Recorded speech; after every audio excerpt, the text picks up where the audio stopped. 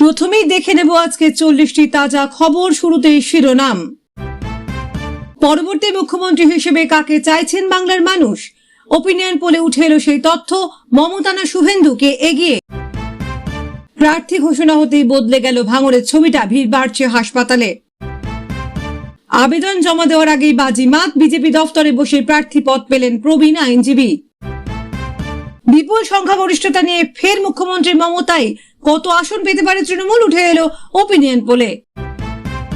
তিলোত্তমার বুকে বড় সড় ধস। হেভিওয়েট নেতার পদ্মবরণ। মমতার খাসতালুকে গেরুয়া কামড়। সোনা ও রূপোর দামে রেকর্ড পতন। সর্বোচ্চ দর থেকে অনেকটাই সস্তা হলো মূল্যবান ধাতু। এক ঝটকায় অফলাইন হবে বিশ্ব।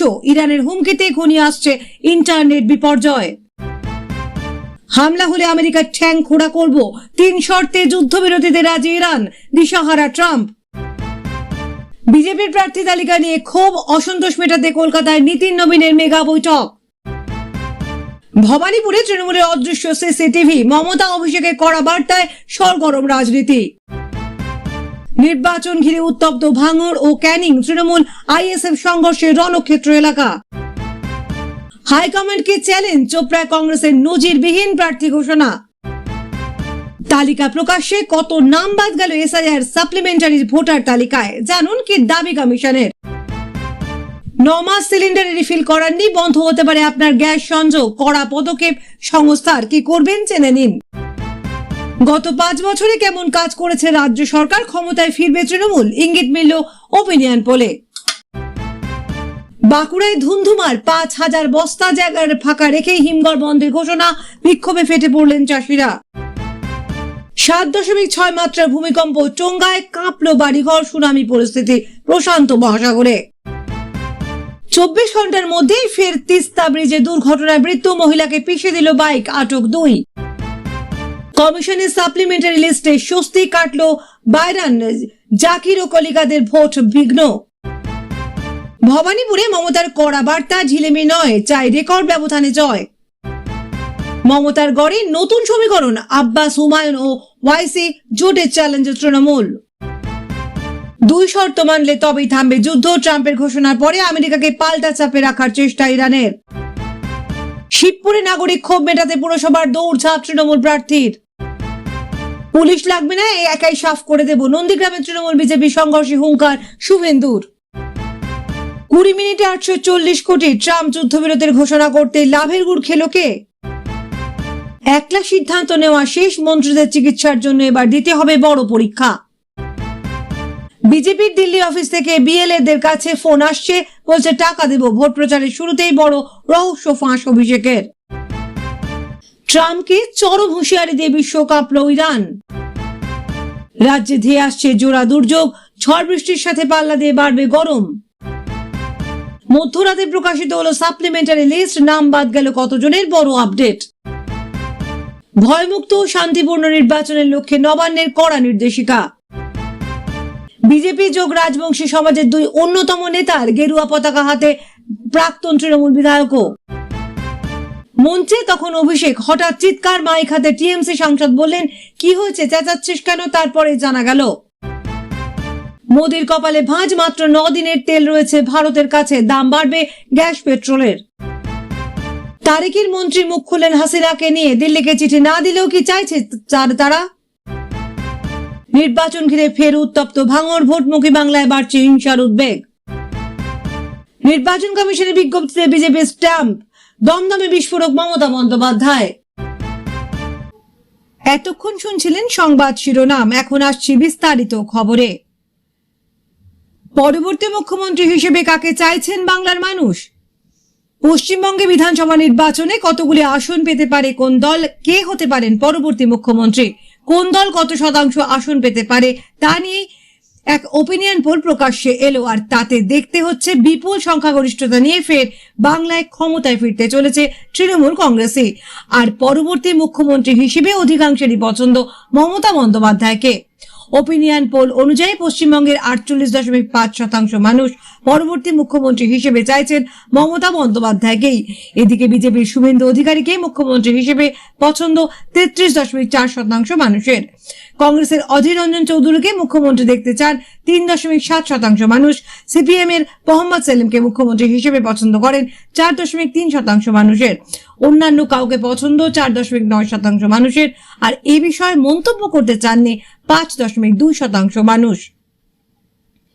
এদিকে নেটওয়ার্ক 18 ওপিনিয়ন পোল অনুযায়ী আগামী বিধানসভা নির্বাচনে রাজ্যে তৃণমূল কংগ্রেস পেতে পারে 184 থেকে 194টি আসন, বিজেপি পেতে পারে 98 থেকে 108টি আসন, অন্যান্যরা পেতে পারে 3টি আসন। ভোট শতাংশের দিক থেকেও বিজেপিকে অনেকটাই পেছনে ফেলে দিয়েছে তৃণমূল। জনমত সমীক্ষায় উঠে এসেছে আগামী বিধানসভা নির্বাচনে তৃণমূল পেতে পারে 41.9 ভোট, সেখানে বিজেপি পেতে পারে 34.9% ভোট। গত 5 বছরে রাজ্য সরকার কেমন কাজ করেছে সেই প্রশ্নের উত্তরে 43.3% উত্তরদাতা তৃণমূল সরকারের কাজকে ভালো অথবা খুব ভালো বলে মত দিয়েছেন। 20.6% উত্তরদাতা রাজ্য সরকারের কাজকে খুব খারাপ বলে মত দিয়েছেন। রাজ্য সরকারের গত 5 বছরের তিলোত্তমার বুকে বড় সড় ধস, হেভিওয়েট নেতার পদ্মবরণ, মমতার খাস তালুকে গেরুয়া কামড়। আসন্ন নির্বাচনে নির্ঘণ্ট ঘোষণা হতে না হতেই কলকাতার হৃৎপিণ্ডে বড় সড় রাজনৈতিক ভূমিকম্প। দীর্ঘ 2 দশকেরও বেশি সময় ধরে তিলোত্তমার যে দুর্গটি বিরোধীদের কাছে ছিল ভরসার জায়গা, সেখানেই সোমবার সন্ধ্যায় ফাটল ধরালো ভারতীয় জনতা পার্টি। মধ্য কলকাতার দাপুটে নেতা তথা 45 নম্বর ওয়ার্ডের 8 বারের কাউন্সিলর সন্তোষ পাঠক আনুষ্ঠানিকভাবে গেরুয়া শিবিরে যোগ দিলেন। রাজনৈতিক বিশ্লেষকদের মতে এই দলবদলকে এক কাউন্সিলরের পদত্যাগ নয়, বরং মুখ্যমন্ত্রী মমতা বন্দ্যোপাধ্যায়ের খাস তালুক কলকাতায় শাসক শিবিরের অস্বস্তি বহুগুণ বাড়িয়ে দেওয়ার এক পরিকল্পিত মাস্টার স্ট্রোক। সোমবার বিকেলে সল্টলেকের বিজেপির রাজ্য কার্যালয়ে এক সাংবাদিক সম্মেলনে রাজ্য সভাপতি সমীর ভট্টাচার্যের হাত থেকে পদ্ম পতাকা তুলে নেন সন্তোষ পাঠক।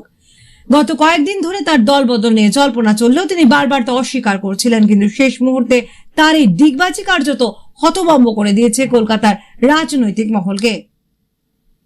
সন্তোষ পাঠক এমন একজন হেভিওয়েট নেতা যার প্রভাব কেবল নিজের 45 নম্বর ওয়ার্ডে সীমাবদ্ধ নয়। চৌরঙ্গি ও জোড়াসাঁকো সংলগ্ন বড়বাজার এলাকার হিন্দি ভাষী ও ব্যবসায়ী ভোট ব্যাংকে তার একছত্র আধিপত্য রয়েছে। এই এলাকায় বিরোধী ভোট ব্যাংক মূলত সন্তোষ পাঠকের ব্যক্তিগত কারিশমার উপর টিকে ছিল। এখন সেই ভোট সরাসরি বিজেপির ঝুলিতে যাওয়ার সম্ভাবনা তৈরি হলো। সন্তোষ পাঠকের সঙ্গে তার অনুগামীরাও বিজেপিতে যোগ দেওয়ার প্রস্তুতি নিচ্ছেন, যা কলকাতার বুকে শাসক বিরোধী আন্দোলনকে আরো অক্সিজেন দেবে।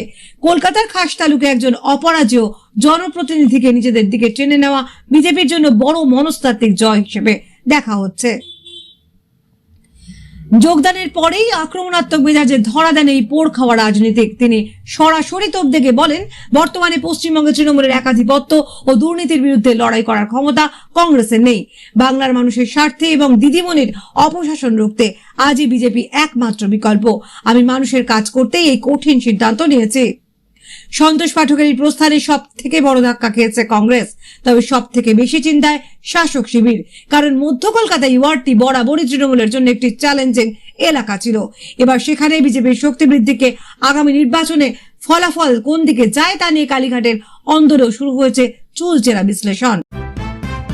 হামলা হলে আমেরিকার ঠ্যাং খোঁড়া করব, 3 শর্তে যুদ্ধবিরতিতে রাজি ইরান, দিশাহারা ট্রাম্প।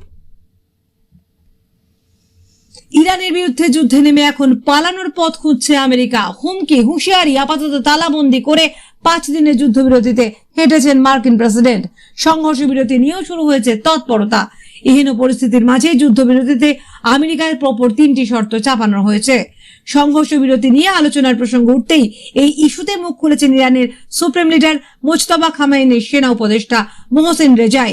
হুঁশিয়ারি সুরে তিনি জানান, যদি ট্রাম্প ইরানের কোনো পরিকাঠামোতে আঘাত আনে তাহলে এই ঘটনা চোখের বদলে চোখ সীমিত থাকবে না, চোখের বদলে মাথা, হাত, পা ভেঙে দেওয়া হবে, আমেরিকাকে খোঁড়া করে দেওয়া হবে।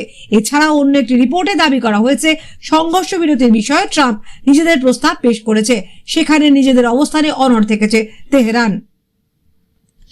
যদি ট্রাম্প ইরানের কোনো পরিকাঠামোতে আঘাত হানে তাহলে এই ঘটনা চোখের বদলে চোখে সীমিত থাকবে না, চোখের বদলে মাথা, হাত, পা ভেঙে দেওয়া হবে, আমেরিকাকে খোঁড়া করে দেওয়া হবে।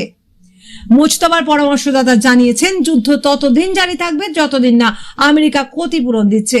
এই যুদ্ধে ইরানের যা কিছু ক্ষতিগ্রস্ত হয়েছে সমস্ত ক্ষতিপূরণ দিতে হবে আমেরিকা ও ইসরায়েলকে। সংঘর্ষ বিরতির দ্বিতীয় শর্তে বলা হয়েছে ইরানের উপর দীর্ঘ বছর ধরে জারি থাকা সমস্ত আন্তর্জাতিক নিষেধাজ্ঞা প্রত্যাহার করে নিতে হবে এবং তৃতীয়ত আন্তর্জাতিক আইনি গ্যারান্টি দিতে হবে যে ওয়াশিংটন ইরানের কোনো বিষয় হস্তক্ষেপ করবে না, তাহলেই এই যুদ্ধবিরতি সম্ভব। ইরানের ওই শীর্ষ আধিকারিক আরো বলেন, যুদ্ধ এক সপ্তাহ আগেই শেষ হয়ে গিয়েছিল এবং আমেরিকা যুদ্ধবিরতিতে প্রস্তুত ছিল, তবে ইসরায়েল এই যুদ্ধ থামতে দেয়নি। তার চাপেই আমেরিকা এই পথে হেঁটেছে। তবে সংঘাতের প্রাথমিক পর্যায়ে ওয়াশিংটন বুঝে গিয়েছিল জয়ের কোনো পথ নেই। উল্লেখ্য, ট্রাম্প বুঝতে পেরেছে এই যুদ্ধ যতটা সহজ হবে বলে ভাবা হয়েছিল আসলে ততটা সহজ নয়। হরমুজ খুলতে 48 ঘন্টার সময়সীমা বেঁধে দিয়েছিল আমেরিকা, না হলে ইরানের বিদ্যুৎ কেন্দ্র ধ্বংস করার হুঁশিয়ারিও দেওয়া হয়। এরপর অবশ্য সম্পূর্ণ পাল্টে খেয়ে আগামী 5 দিন হামলা না চালানোর প্রস্তাব দেন ট্রাম্প। ভবানীপুরে তৃণমূলের অদৃশ্য সিসিটিভি, মমতা অভিষেকের কড়া বার্তায় সরগরম রাজনীতি। ভবানীপুর বিধানসভা কেন্দ্রে আসন্ন নির্বাচনের রণকৌশল স্থির করতে রবিবার চিতলায় অহিন্দ্র মঞ্চে বিশেষ কর্মী সভা করেন তৃণমূল নেত্রী মমতা বন্দ্যোপাধ্যায় ও অভিষেক বন্দ্যোপাধ্যায়। দলীয় কর্মীদের সতর্ক করে অভিষেক জানান, নির্বাচনের প্রক্রিয়ায় প্রত্যেকের ভূমিকার উপর শীর্ষ নেতৃত্বের কড়া নজরদারি ও অদৃশ্য সিসিটিভি থাকবে। কোনোভাবেই আত্মতুষ্টি বা শিথিলতা বরদাস্ত করা হবে না বলে তিনি স্পষ্ট হুঁশিয়ারি দিয়েছেন। বৈঠকে অভিষেক বন্দ্যোপাধ্যায় ভবানীপুরকে কলকাতার মধ্যে ফার্স্ট বয় করার লক্ষ্যমাত্রা নির্ধারণ করেন এবং জয়ের ব্যবধান অন্তত 60,000 করার নির্দেশ দেন। বিশেষ করে বুথ স্তরের কর্মীদের অত্যন্ত প্রহরীর মতো দায়িত্ব পালনের আহ্বান জানান তিনি। অন্যদিকে মমতা বন্দ্যোপাধ্যায় কাউন্সিলরদের সঙ্গে একাংশের নিষ্ক্রিয়তার সমালোচনা করে সাফ জানান, পুরো ভোটের মতোই বিধানসভা নির্বাচনেও সমপরিমাণ সক্রিয়তা দেখাতে হবে। নির্বাচন কমিশনের ভোটার তালিকা সংশোধনীতে ভবানীপুরের বহু ভোটারের নাম বাদ দেওয়া হয়েছে। বিরোধী শিবিরের তৎপরতাকে মাথায় রেখে বাড়তি সতর্কতা নিচ্ছে তৃণমূল। রাজ্য সভাপতি সুব্রত বক্সী ইতিমধ্যে বাংলার উন্নয়ন ঘরে ঘরে ঘরের মেয়ে ভবানীপুরের স্লোগান নিয়ে জনসংযোগের নির্দেশ দিয়েছেন। সব মিলিয়ে নিজেদের গড় ধরে রাখতে এবং জয়ের ব্যবধান বাড়াতে কোমর বেঁধে নামছে শাসক দল। 9 মাস সিলিন্ডারে রিফিল করেননি, বন্ধ হতে পারে আপনার গ্যাস সংযোগ। কড়া পদক্ষেপ সংস্থার, কি করবেন? বিশ্ব পরিস্থিতির টানাপোড়েনের প্রভাব গ্যাস পরিষেবাতেও এবার পড়তে শুরু করেছে। সরবরাহের সম্ভাব্য চাপের কথা মাথায় রেখে গ্যাস বিতরণকারী সংস্থাগুলি দেশে এলপিজি সংযোগ নিয়ে নতুন করে কড়া নজরদারি শুরু করেছে। এর কারণে অনেক পুরনো ও নিষ্ক্রিয় সংযোগ সাময়িকভাবে বন্ধ করে দেওয়া হচ্ছে। নতুন নতুন নিয়ম অনুসারে যে সমস্ত গ্রাহকরা টানা 9 মাস অথবা তার বেশি সময় ধরে একটি সিলিন্ডারও রিফিল করেননি, তাদের সংযোগ সাসপেন্ড তালিকায় রাখা হচ্ছে। সংস্থাগুলির মতে এতে ভুয়ো অথবা অব্যবহৃত সংযোগ চিহ্নিত করা অনেকটাই সহজ হবে এবং সেই সঙ্গে গ্যাসের অপব্যবহারও কমানো যাবে। পাশাপাশি সীমিত সরবরাহের মধ্যে সমস্ত গ্রাহকদের প্রকৃত প্রয়োজন রয়েছে কিনা তা পরিষেবা পৌঁছে দেওয়াটাই অনেক সহজ হবে বলে মনে করা হচ্ছে। তবে এই সিদ্ধান্তের কারণে যাদের সংযোগ বন্ধ হয়ে গিয়েছে তারা দুশ্চিন্তায় কিছু নেই। খুব সহজ কয়েকটি ধাপ অনুসরণ করার পরই আবার পরিষেবা চালু করা যাবে। যে গ্রাহকের সংযোগ বন্ধ হয়ে গিয়েছে তাকে নিজের গ্যাস এজেন্সিতে গিয়ে নতুন করে কেওয়াইসি ফর্ম পূরণ করতে হবে। সেই সঙ্গে আধার কার্ড এবং ব্যাংক পাসবুকের কপি জমা দিতে হবে। পরিচয় যাচাই করার জন্য বায়োমেট্রিক অথবা ফেস ভেরিফিকেশনও করে হতে পারে। এই প্রক্রিয়াটি সম্পন্ন হওয়ার 24 থেকে 48 ঘন্টার মধ্যেই সমস্ত তথ্য আপডেট হয়ে যাবে। তারপর গ্রাহকরা আগের মতো করেই সহজে সিলিন্ডার বুক করতে পারবেন। 7.6 মাত্রার ভূমিকম্প, টোঙ্গায় কাঁপল বাড়িঘর, সুনামি পরিস্থিতি প্রশান্ত মহাসাগরে। ভয়াবহ ভূমিকম্পে কেঁপে উঠল টোঙ্গা। ভারতীয় সময় অনুযায়ী মঙ্গলবার সকালে অস্ট্রেলিয়ার পূর্ব প্রান্তে টোঙ্গার কাছে দক্ষিণ প্রশান্ত মহাসাগরে এই ভূমিকম্প হয়েছে। ইউএস জিওলজিক্যাল সার্ভে সূত্রে খবর, রিক্টার স্কেলে ভূমিকম্পের মাত্রা 7.6। জানা গিয়েছে এই ভূমিকম্পের কেন্দ্রস্থল টোঙ্গার দ্বিতীয় বৃহত্তম শহর নিয়াইফু থেকে 153 কিলোমিটার দূরে। ভূপৃষ্ঠ থেকে ভূমিকম্পের উৎসস্থল 237 কিলোমিটার গভীরে। ভূমিকম্পের গভীরতা বেশি বলেই দুশ্চিন্তা বেড়েছে বিজ্ঞানীদের।